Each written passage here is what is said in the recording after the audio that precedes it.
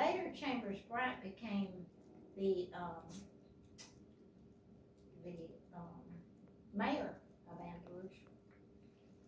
But he was a Christian. He went to the Baptist church, and he helped me with making sure my kids had milk on them. Wow. And lots of times, you know, they didn't have baby food back then. Nope. And so I could only mash up potatoes or something like that to give to them.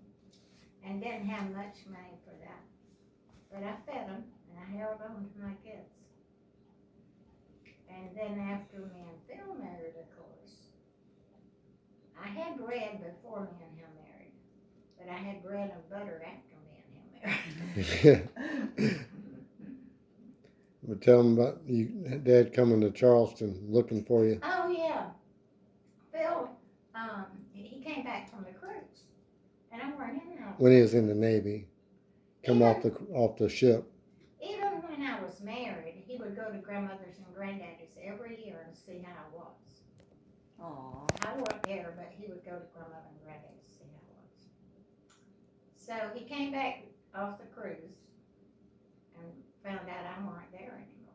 I was in Charleston. And him and his sister was out at a bar drinking. And they got pretty drunk. And Phil said, let's go to Charleston and get Barbara. Now, we had no cell phones. Me and Mama was living together. Mama had come up to Charleston too. And so I had moved out of the house with out of the trailer with my sister and her husband, and me and Mama rented a duplex. And so I was working at the Fort Restaurant downtown Charleston. And I was on my way to work.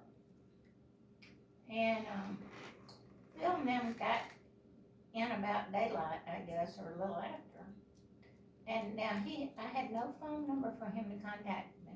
All he knew was my sister's husband, Rex Wortham, was attached to the Air Force Base.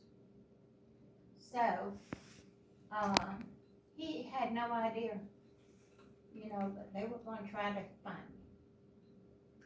So I was on my way to work, going over this bridge. I looked over there. I said, that car's from Alabama. I looked over. I said, that's Phil. Driving down the road. And then I said, that's his sister, and went to beeping the horn. And waving at him. Over the Ashley River Bridge. Yeah. And so I pulled on ahead of him and pulled off at the restaurant that I was working at, and they pulled in behind me.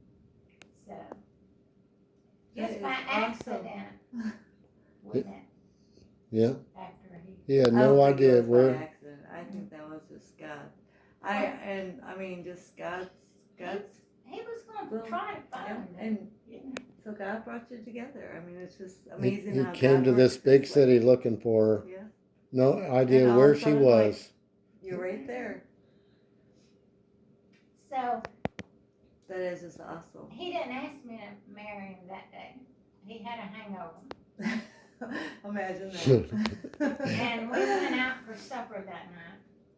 And the next day, we were going back to the duplex where me and my mama lived. And I was driving, because I was driving a car that I had borrowed from my boss. And we was going down the road, and Sam Rittenberg, right where S&S cafeteria was. And he asked me to marry him going down the road. And it shocked me so bad till I turned and made a U-turn and started going back the other way.